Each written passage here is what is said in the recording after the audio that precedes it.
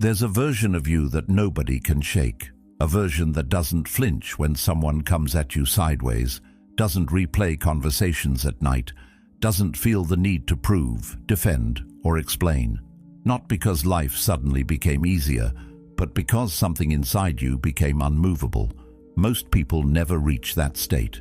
They spend years reacting, adjusting themselves to fit expectations, carrying words that were never worth holding, and without realizing it, they slowly hand over control of their inner world to things that were never meant to have it. Stoic philosophy points to a different path, not suppression, mastery. The understanding that your peace is not something to be negotiated with the outside world. It's something you build, something you protect. The moment you stop reacting to everything, something shifts. You begin to see how much of your energy was being spent on things that never deserved it. And in that awareness, a quieter kind of strength starts to form. It's not loud, it doesn't need validation, it doesn't need to prove anything, but it's steady, grounded, and once you feel it, even briefly, it becomes clear that there's a completely different way to move through the world. One where you are no longer pulled by everything around you. Most reactions are not decisions. They feel like they are. But look closer. They happen too fast, too automatically, almost like they were waiting for the moment to take over. Someone says something slightly off, and before you even process it, your body shifts, your tone changes, your mind starts building a response. Not chosen, just familiar. That's what most people miss. These reactions don't come from clarity. They come from conditioning, from patterns repeated so many times they start to feel like identity. And over time you stop questioning them. You start calling them who you are. Anything automatic is something you don't fully control. And if you don't control it, it controls you. That's where the real loss happens. Not in what was said, but in how easily it moved you. Your state shifts. Your focus shifts. Your energy follows. All because something external gained access it didn't deserve. And it happened before awareness had a chance to step in, before the pause. And that pause is everything. That's where choice lives. Without it, there is no decision, only repetition. This is where Stoic thinking becomes practical. You don't control what happens, you control how you respond. But that only works if there is space between the two. If everything is instant, control never enters the picture. And most people live like that. Reaction after reaction. All day, every day. They call it personality, they call it honesty, they call it being real. But if it isn't chosen, it isn't really you. It's just a pattern playing itself out. And patterns don't question themselves. They don't pause to ask if something is worth engaging with. They don't consider whether a response will improve anything or just feed the situation further. They just execute. Fast, predictable, mechanical. That's why reactions are easy to read. You push here, they respond there. The script rarely changes, and anything predictable can be influenced. That's the hidden cost of reactivity. It makes you easy to move, not because people are always trying to control you, but because they could, if they wanted to. The patterns are visible, the triggers are clear, and those triggers were built over time, through repetition, through reacting without awareness. Each moment added to the map, a map of how to reach you. But this is where things begin to change. The moment you notice the reaction before it fully takes over, something shifts. Even if it's just a second, a small delay, a moment of awareness, that's where control begins. Not by eliminating the reaction, but by seeing it. Because once you see it, you're no longer fully inside it. There's distance. And in that distance, there's choice. This is what Epictetus meant when he said, "No man is free who is not master of himself." That mastery isn't suppression. It's understanding. The ability to feel something without becoming it. To experience emotion without handing it control. That's where freedom begins. Not in controlling the world, but in no longer being controlled by your impulses. And the more you practice that pause, the clearer things become. You start to see how many reactions were unnecessary, how many moments would have passed on their own. Reacting doesn't resolve as much as it feels like it does. It extends things, gives them weight, keeps them alive, and slowly, silence stops feeling like weakness. It starts to feel like discipline. If this way of thinking is something you want to build into your life, not just understand, but actually live, then consider subscribing. Not for content, but as a quiet commitment to becoming more aware, more grounded, and more in control of what truly matters. What you begin to realize is that control isn't loud. It doesn't announce itself. It shows up in small, quiet moments where you choose not to engage, where you feel the urge to respond, but you let it pass. Not because you can't respond, but because you don't need to. That shift, from needing to react to choosing whether to, is where everything changes. And once you experience that, even briefly, it becomes harder to go back. Because you've seen what it feels like to not be pulled by everything around you, to remain steady while things happen instead of because they happen. And that steadiness, that internal stability, starts to become more valuable than any temporary satisfaction a reaction could give you. If reacting is surrender, then silence begins to take on a completely different meaning. Not the kind of silence people associate with weakness, but a deliberate stillness. A refusal to participate in something that doesn't deserve your energy. Most people have been conditioned to believe that if something is said, it must be answered. If something is thrown at you, it must be caught and returned. That belief runs deep, and it shows up in subtle ways, in the urge to correct someone, in the need to defend your position, in the discomfort of letting a moment pass without stepping into it. But silence interrupts that entire pattern. It breaks the expectation that every action will be met with a reaction, and in doing so, it shifts the entire dynamic of the interaction. What makes silence powerful is not just the absence of words, but the presence of control. When someone directs something at you, they are, in a sense, initiating a loop. They act, expecting you to respond. That response completes the loop. It confirms that their action had an effect. It gives them feedback. It tells them that what they said or did reached you in some way. But when that response never comes, the loop stays open. There's no closure, no confirmation, just space. And in that space, something interesting begins to happen. The focus shifts away from you and back onto them. They are left alone with what they said without knowing how it landed or what it meant to you. That uncertainty creates tension, and most people are not comfortable with it. They rely on feedback to navigate social interactions. They look for cues, reactions, signals that tell them where they stand. When those signals disappear, it disrupts their sense of control. Suddenly, they are no longer guiding the interaction. They are guessing, interpreting, filling in gaps with their own assumptions. And often, those assumptions say more about them than anything you could have responded with. Silence, in this way, becomes a mirror. It reflects people back to themselves without interference. This is why being unreadable can feel unsettling to others, not because you are doing anything aggressive, but because you are not participating in the usual exchange. There's no immediate reaction to analyze, no emotional cue to latch onto, just calm, steady presence. And that presence, when it's genuine, carries a certain weight.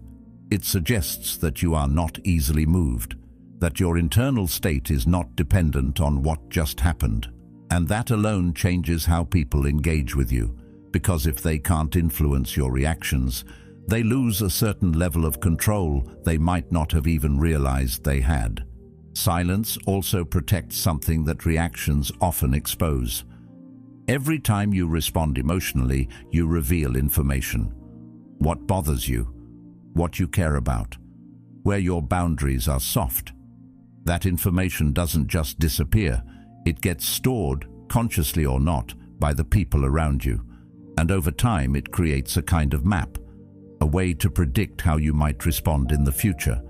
But when you choose silence, especially in moments where a reaction is expected, you give nothing away. No data, no emotional cues, just stillness, and that makes you harder to read, harder to predict, and ultimately harder to influence. There's a discipline to this that goes beyond simply not speaking. It's not about forcing yourself to stay quiet while internally reacting just as strongly as before. That kind of silence is fragile. It eventually breaks. Real silence comes from a different place. A place where the need to respond has already been questioned, where the impulse to engage has been examined and let go of. That kind of silence doesn't feel like suppression. It feels like clarity, like seeing something for what it is and deciding it doesn't require your involvement. And this clarity builds over time. The more you allow moments to pass without reacting, the more you start to see how many of them were never worth your energy in the first place.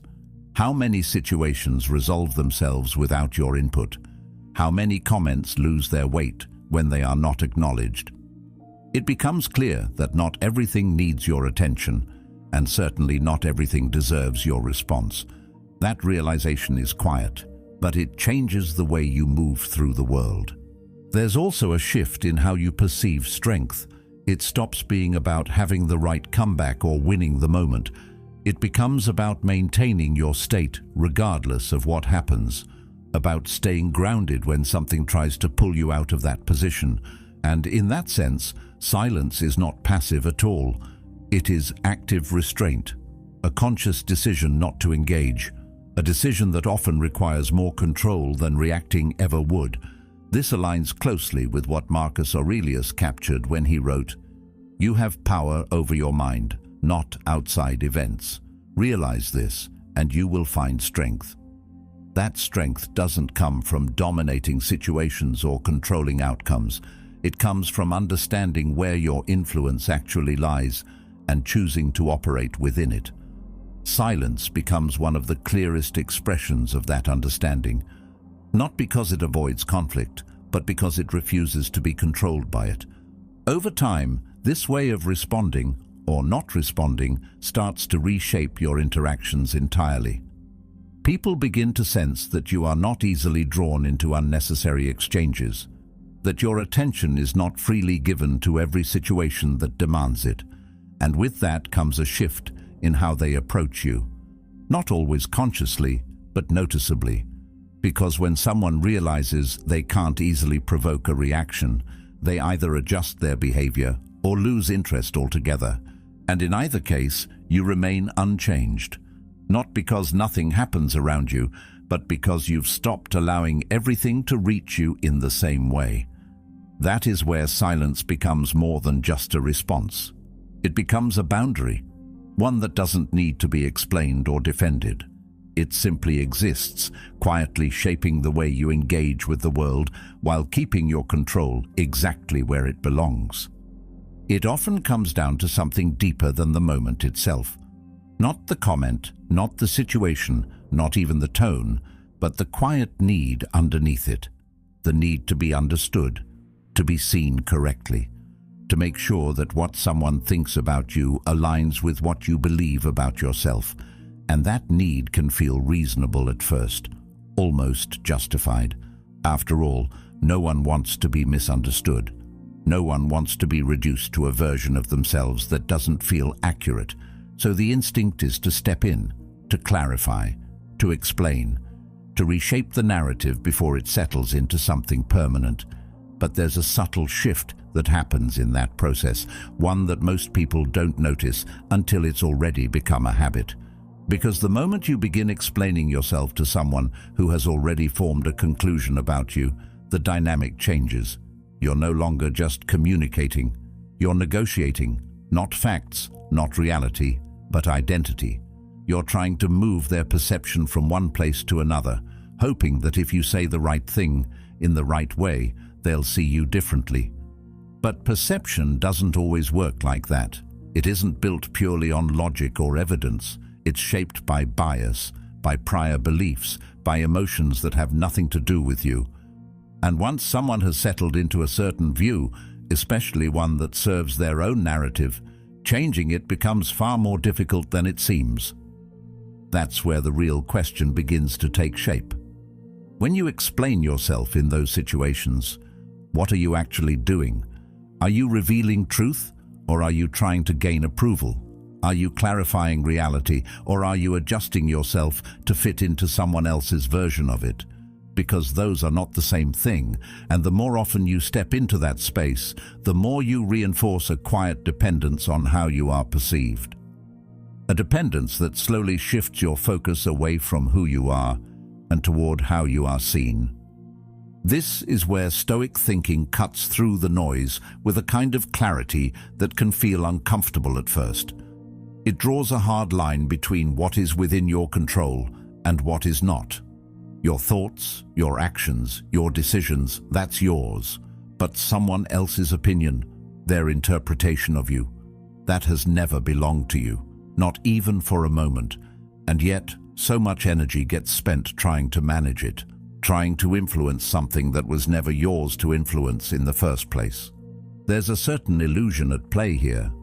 The belief that if you don't explain yourself, the misunderstanding will define you. That silence equals acceptance. That if you don't step in, their version becomes the truth. But truth doesn't operate that way. It isn't determined by who speaks the loudest or who explains the most. It exists independently of perception. The problem is, most people don't trust that. They feel the need to constantly reinforce who they are through words, through explanations, through corrections. And in doing so, they tie their sense of identity to something external and unstable. Over time, this creates a kind of tension, a subtle but persistent feeling that you need to keep adjusting, keep clarifying, keep making sure you're being seen the right way. And that tension doesn't just stay in isolated moments. It starts to shape how you move through the world. You become more cautious, more reactive, more aware of how everything might be interpreted. And slowly, without realizing it, you begin to lose something important, your independence from other people's perceptions. That's why stepping back from this pattern can feel so unnatural at first. Choosing not to explain when you know you're being misunderstood goes against everything you've been conditioned to do. It feels like you're leaving something unfinished, like you're allowing an incorrect version of yourself to exist without correction.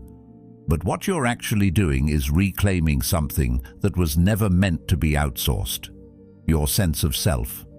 This doesn't mean you never communicate or never clarify. There are moments where explanation is appropriate, where dialogue matters, where understanding can be reached. But those moments are different.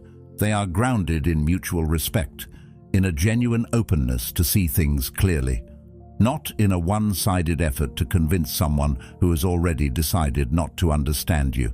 And learning to recognize that difference changes everything, because once you see it, the need to explain begins to lose its urgency. You start to realize that not every misunderstanding requires your involvement, that not every perception needs to be corrected, that sometimes the most grounded response is no response at all. Not out of avoidance, but out of clarity. A clear understanding of what is yours to manage and what is not. What remains is how you handled it. Whether you stayed grounded or got pulled into something unnecessary. Whether you held on to your sense of self or handed it over, even briefly, to someone else's opinion. And over time, those choices begin to shape something deeper than any single interaction. They shape your relationship with yourself. Because when you stop trying to manage how you are perceived, you free up a significant amount of energy. Energy that can be redirected towards something more stable, more meaningful. Your own actions, your own standards, your own direction. Instead of constantly looking outward for validation or correction, you begin to anchor yourself inward. And that shift, while quiet, is powerful. It doesn't make you indifferent in the sense of not caring. It makes you selective, careful about where your energy goes, aware of what actually deserves your attention. And that awareness becomes a kind of filter, one that protects you from getting pulled into every situation that invites a reaction, an explanation, or a defense. In the end, the goal is not to control how others see you. That was never possible. The goal is to become so clear on who you are that their perception no longer dictates your behavior. And once you reach that point, the need to explain begins to fade on its own, not because you forced it away, but because you've outgrown it. Because now it's no longer about the original situation. It's about managing an image, maintaining a version of yourself that exists in someone else's mind. And that version is not stable. It shifts based on their mood, their perspective, their own internal narratives, which means you are constantly adapting to something that is constantly changing. That's where the entanglement begins. Slowly, subtly, you become more focused on how you are being perceived than on how you are actually living. And that shift, while easy to miss, comes at a cost. The cost is freedom, not in a dramatic sense, but in a quiet, persistent way. You start filtering your actions through the lens of interpretation. You think about how something might be seen before you even do it. You adjust your behavior to avoid being misunderstood. And in doing so, you move further away from something simple but important: alignment with yourself. Instead of acting from clarity, you act from anticipation. Anticipation of judgment, of reaction, of perception. And that anticipation becomes a kind of invisible pressure that shapes your decisions without you fully noticing it. There's also a deeper layer to this. Much of what people project onto you has very little to do with you. It reflects their own experiences, insecurities, expectations. The way someone interprets your silence, your words, your actions often says more about their internal world than it does about yours. But when you take responsibility for correcting every misunderstanding, you unintentionally take ownership of those projections as well. You begin to treat them as problems you need to solve, rather than perspectives you don't control. And that misplacement of responsibility keeps you engaged in something that was never yours to carry. Stepping out of that pattern requires a shift that feels uncomfortable at first. Not because it's wrong, but because it goes against the instinct to fix, to clarify, to be understood. It requires you to accept that some people will see you incorrectly, that some narratives will exist without your input, that not every misunderstanding will be resolved. And instead of reacting to that, instead of trying to correct it, you allow it to exist without interference, not as a form of defeat, but as a form of clarity, a recognition that your role is not to manage perception, but to live in alignment with what you know to be true. This is where detachment begins to take shape, not as indifference, but as a form of discipline, a decision to stop engaging with something that doesn't lead anywhere meaningful. When you detach from the need to control how you are seen, you create space.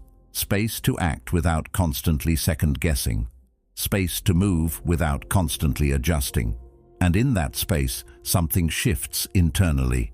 You become less reactive, less entangled, less dependent on external validation or correction. Carl Jung captured this dynamic in a way that cuts straight to the core when he wrote, "Everything that irritates us about others can lead us to an understanding of ourselves." That idea flips the focus entirely. Instead of trying to fix how others see you, you begin to observe what their reactions reveal about them and sometimes about you.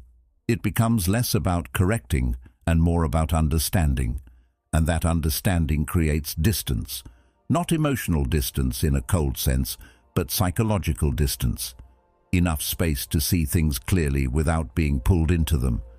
From that position, your actions start to change naturally, not because you are forcing yourself to be different, but because you are no longer operating under the same pressure. You don't feel the need to respond to every interpretation. You don't feel compelled to explain every decision. You begin to trust that your actions, over time, will speak more clearly than any explanation ever could. And if they don't, if someone still chooses to see you a certain way, that becomes something you can accept without needing to intervene. Over time, this selectivity becomes part of how you move through the world. You stop getting pulled into unnecessary cycles. You stop engaging with narratives that don't serve you. And most importantly, you stop measuring yourself through the lens of someone else's perception. Because once you see how unstable that lens is, it loses its authority over you. What remains is something quieter but far more stable, a sense of alignment that doesn't depend on external validation, a way of being that isn't constantly adjusting itself to fit into shifting interpretations. And in that stability, the need to explain, to correct, to manage begins to fade, not because you've forced it away, but because it no longer feels necessary. Most conflicts don't exist in isolation. They grow through engagement, through responses, counter-responses, interpretations and reactions layered on top of each other. One comment leads to another. One misunderstanding expands into something bigger. And before long, what started as something small becomes something that feels significant, even overwhelming. But that growth doesn't happen on its own. It requires energy. It requires attention. It requires someone to keep it moving forward. And that's the part most people don't question. They step into these cycles without realizing that their involvement is what allows the situation to continue. When you remove that involvement, something shifts.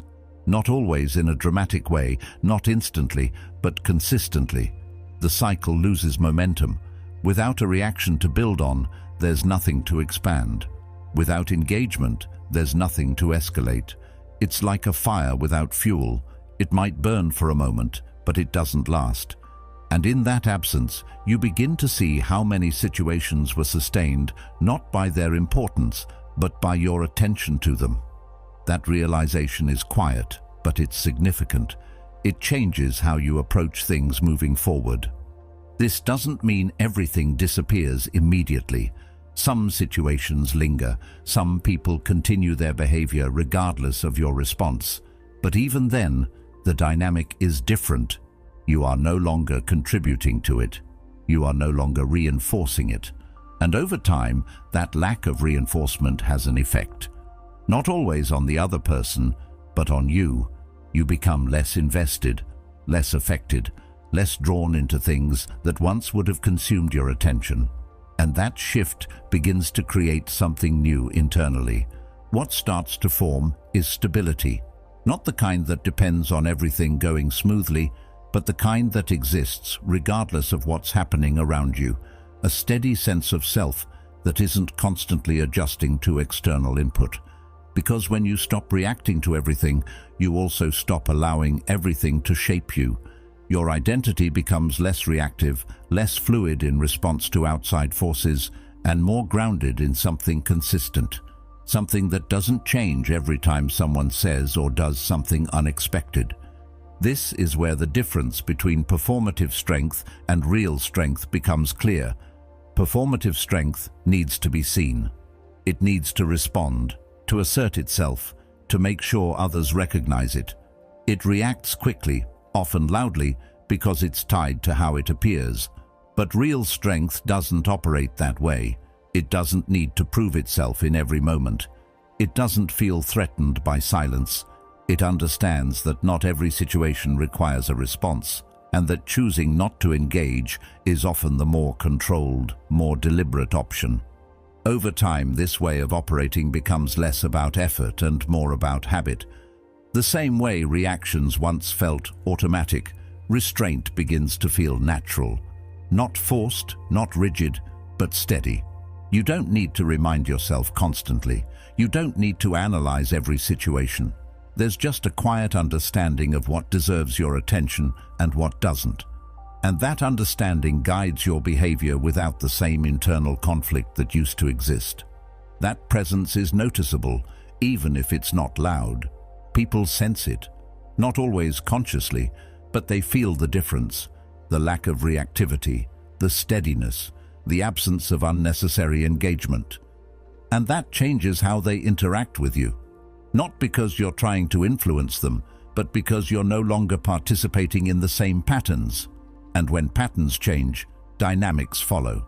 What remains is something simple but powerful, a way of moving through the world that isn't dictated by every external input, a sense of self that isn't constantly being reshaped by what happens around you.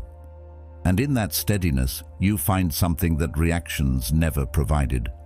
Not control over everything, but control over what actually matters. But staying in that place is not easy. It sounds simple when described, almost obvious when you think about it calmly, but in real moments it feels different. It feels unnatural to hold back when something inside you wants to respond. There's a kind of internal pressure that builds, a pull towards saying something, doing something, making sure the moment doesn't pass without your input. And when you choose not to follow that impulse, it can feel like you're doing something wrong, like you're letting something slide that shouldn't be ignored, like you're allowing behavior that deserves a response to go unchecked. That feeling is strong, and it doesn't disappear just because you understand the logic behind restraint. Part of that discomfort comes from how we've been conditioned to interpret action and inaction. Reacting is often associated with strength, standing your ground, speaking up, not letting things pass, while silence or non-reaction is often interpreted as weakness, as avoidance, as a failure to defend yourself. Those ideas are reinforced everywhere, in conversations, in media, in everyday interactions. The person who has a quick comeback is seen as sharp.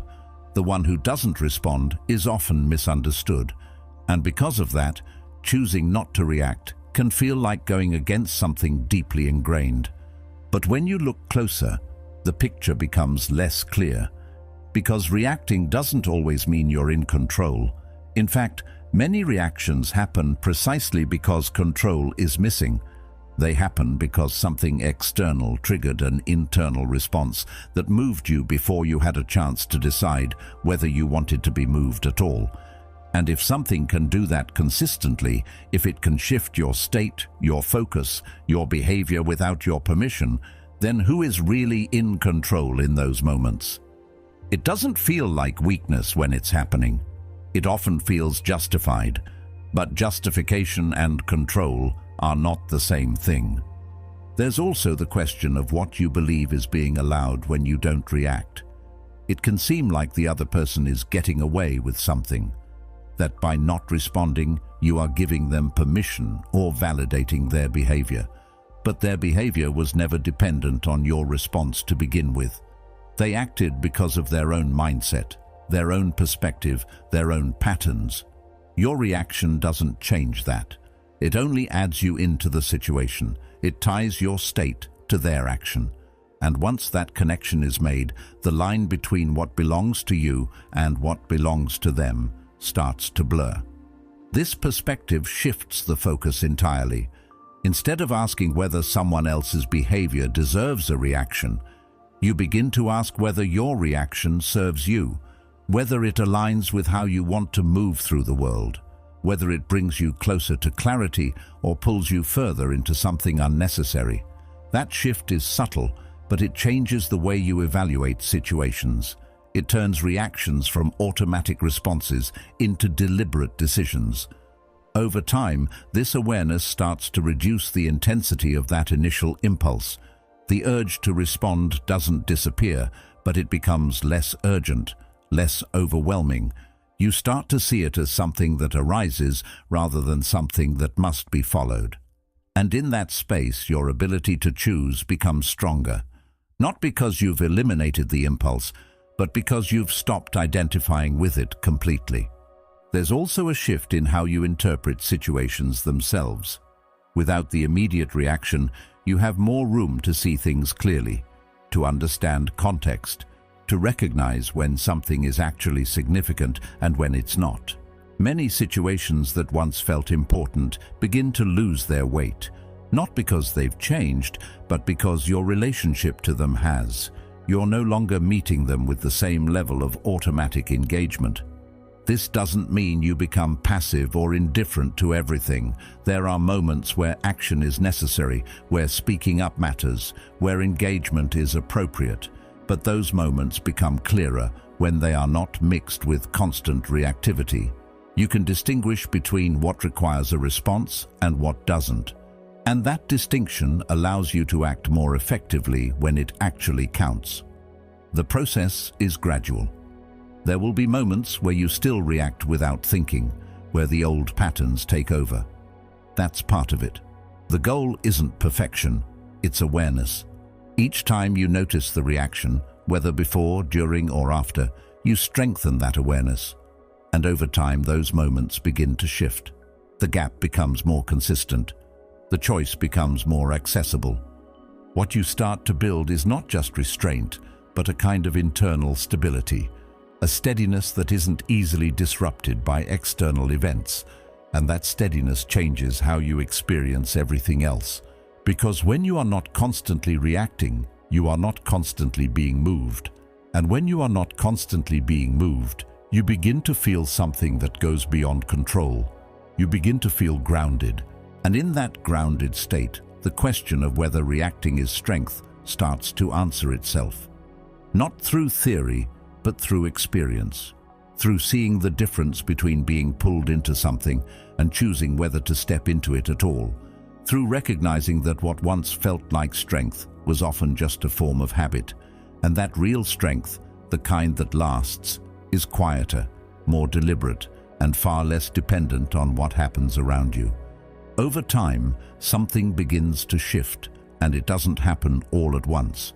It's gradual, almost unnoticeable at first, like a background change you only recognize when you stop and compare who you were before to who you are now. The same situations still happen, people still say things, circumstances still unfold in ways you don't control. But your internal response begins to soften, not in a weak way, but in a more stable, grounded way. The things that once pulled you in immediately, the comments that stayed with you longer than they should have, the moments that used to trigger a reaction without hesitation, they start to lose their intensity. Not because they've disappeared, but because something in you no longer meets them the same way. This is where the real change reveals itself. It's not in the external world, but in your relationship to it. You begin to see situations with more clarity, less distortion. Before, everything was filtered through immediate feeling. If something felt disrespectful, it was treated as significant. If something felt personal, it became personal. That emotional filter shaped your interpretation before you even had a chance to think. But as that space between stimulus and response becomes more consistent, you start to notice the difference between what something is and how it feels in the moment. And that difference changes everything. Because when you see something clearly, without the immediate overlay of emotion, it often looks smaller than it first appeared, less important, less deserving of your energy. You start to recognize patterns not just in others, but in yourself. What used to trigger you and why, what used to feel urgent and how that urgency fades when you don't immediately act on it. And in that recognition, your reactions begin to lose their automatic nature. They become optional instead of inevitable.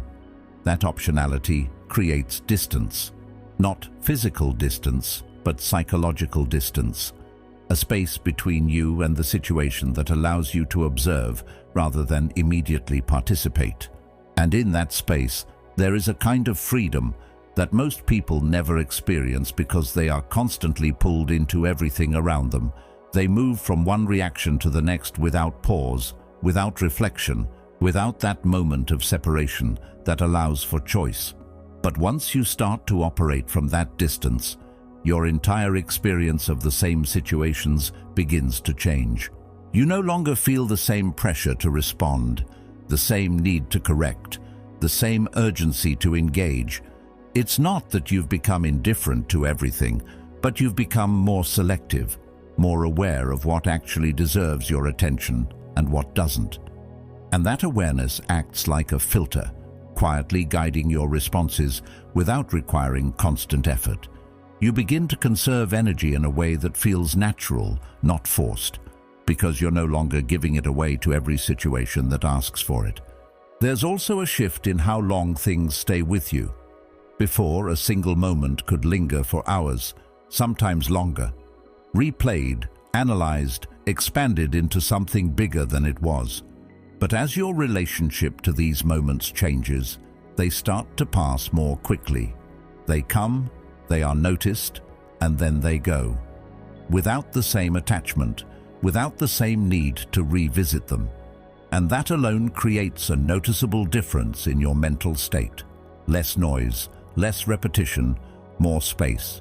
This is where a different kind of peace begins to emerge. Not the kind that depends on everything going well, on people behaving a certain way, on situations unfolding in your favor, but a steadier kind.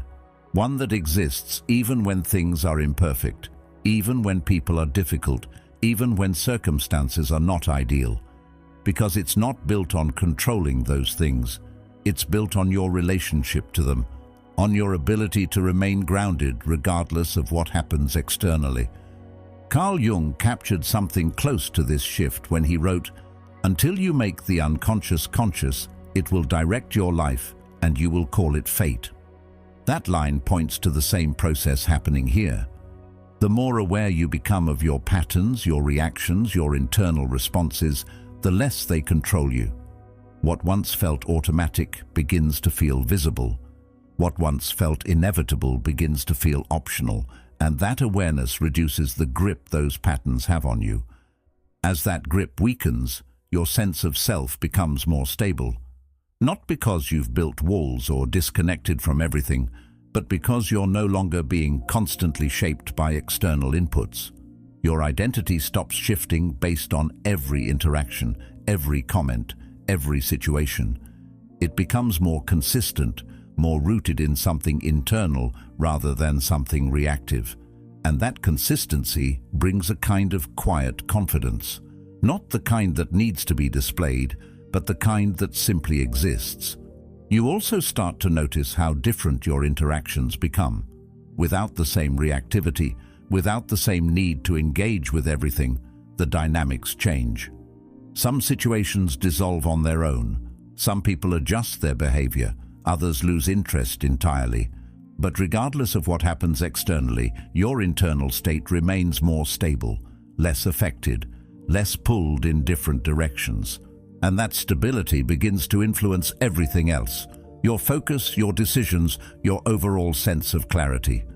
This doesn't mean you stop caring. It doesn't mean you become detached from everything in a way that disconnects you from life. It means you care more precisely. You engage more intentionally. You choose where your energy goes instead of letting it be dictated by every external trigger. And that precision makes your actions more meaningful, not less, because they come from a place of clarity rather than impulse. Over time, this becomes your default. Not something you have to think about constantly, but something that naturally guides how you respond to the world. The gap between stimulus and response becomes part of how you operate. The distance becomes familiar, the clarity becomes consistent, and with that, the intensity of many situations continues to fade, not because they've changed, but because you have. What remains is something that doesn't rely on circumstances to exist. A steadiness that holds even when things around you don't. A sense of peace that isn't fragile, that isn't easily disrupted, because it's not built on controlling the external. It's built on understanding your place within it. And once that understanding settles in, even quietly, it becomes difficult to lose. And eventually, without forcing it, without announcing it, you arrive at a point where silence no longer feels like something you're trying to do. It becomes how you naturally operate, not as a tactic, not as a temporary adjustment, but as a reflection of how you now see the world. The same situations still appear, the same opportunities to react, to explain, to engage, still present themselves. But something inside you has shifted enough that your default response is no longer to step into everything. You begin to move differently, more selectively, more deliberately. And that selectivity is not based on fear or avoidance, it's based on clarity. You no longer feel the same pull to respond to everything because you've seen, through experience, what most reactions actually lead to. You've seen how often they extend situations instead of resolving them. How often they pull you into cycles that don't add anything meaningful to your life. And once that becomes clear, the urge to participate begins to fade on its own. Not because you're suppressing it, but because it no longer makes sense in the same way. It's like recognizing a pattern that you used to follow without thinking. Once you see it clearly, it becomes difficult to go back to it without questioning why you're doing it at all. This is where engagement becomes intentional. You don't stop speaking. You don't stop acting. You simply become more precise about when and why you do those things. You speak when there is something worth saying, when your words serve a purpose beyond immediate reaction, when they align with something deeper than the moment itself, and when that purpose isn't there, you allow the moment to pass without interference. Not as a form of withdrawal, but as a form of discipline. A quiet recognition that not everything requires your involvement. There's a noticeable difference in how this feels internally. Before, silence might have felt tense, like holding something back, like resisting an impulse that was pushing to come out, but now it feels calm, natural. There's no internal conflict about whether to respond. The decision is already made not through effort, but through understanding. You see the situation, you recognize its weight, and you respond accordingly, or you don't. And in many cases, not responding becomes the most aligned option. This doesn't isolate you from the world. If anything, it allows you to engage with it more effectively because your attention is no longer scattered across every minor situation. It's focused, directed toward what actually matters, toward conversations that are meaningful, toward actions that have impact, toward relationships that add something real to your life. Everything else loses its urgency, not because it disappears, but because it no longer meets your threshold for engagement. There's also a shift in how others perceive you, though that's not something you aim for. It happens as a byproduct. When you stop reacting the way people expect, when you stop explaining yourself in situations where explanation used to be automatic, the dynamic changes. People notice the absence of what used to be predictable, the lack of immediate response, the calmness where there used to be engagement, and that difference stands out. Even if it's not consciously analyzed. Some interpret it as confidence, others see it as distance. Some may even misunderstand it entirely. But regardless of interpretation, the effect is similar. Your presence begins to carry a different kind of weight. Not because you're trying to project anything, but because you're no longer participating in the same patterns. And when patterns break, attention follows. Not always in obvious ways, but in subtle shifts in how people approach you, how they speak to you, how they engage with you. This is where a certain irony appears. The less you try to be seen, the more noticeable you become. The less you try to prove something, the less there is to question. Because when someone isn't constantly reacting, constantly explaining, constantly adjusting themselves to fit into every situation, there's a sense of stability that becomes difficult to ignore. Not loud, not performative, but consistent. And consistency, over time, creates a kind of presence that doesn't need to announce itself. That presence is not built on controlling others or shaping their perception. It's built on something much simpler: alignment. Acting in a way that reflects your understanding, your values, your clarity, without constantly adjusting for external reactions. And that alignment removes a lot of the internal noise that used to exist, the second-guessing, the overanalyzing, the need to constantly evaluate how something might be perceived. All of that begins to quiet down when your actions are no longer dependent on those variables. This connects closely to what Marcus Aurelius expressed when he wrote, "Waste no more time arguing what a good man should be. Be one." The emphasis is not on explaining, not on defining, not on convincing others. It's on living in a way that reflects what you already understand. And once you operate from that place, the need to constantly engage in explanation or reaction begins to dissolve, because your actions carry more clarity than your words ever could. Over time, this becomes less of a conscious effort and more of a natural state. You don't need to remind yourself to stay silent. You don't need to analyze every situation. The filter is already there.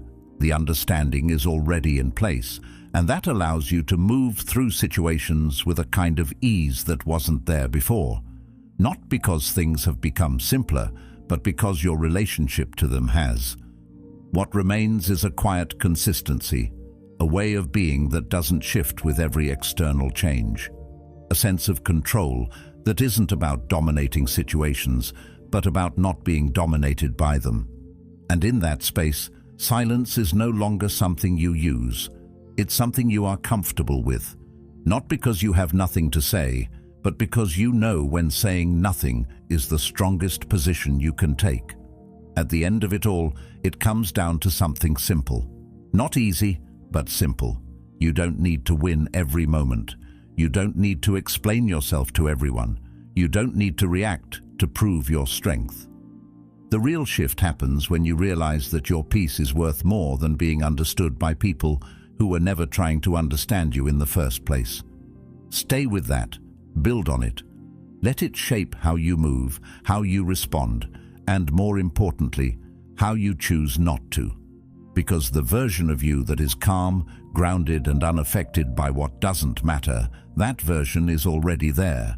It's just waiting on your decisions. If this resonated with you, there's another video on your screen that will take this even deeper. Watch it while this mindset is still fresh. And thank you for being part of Stoic Journal.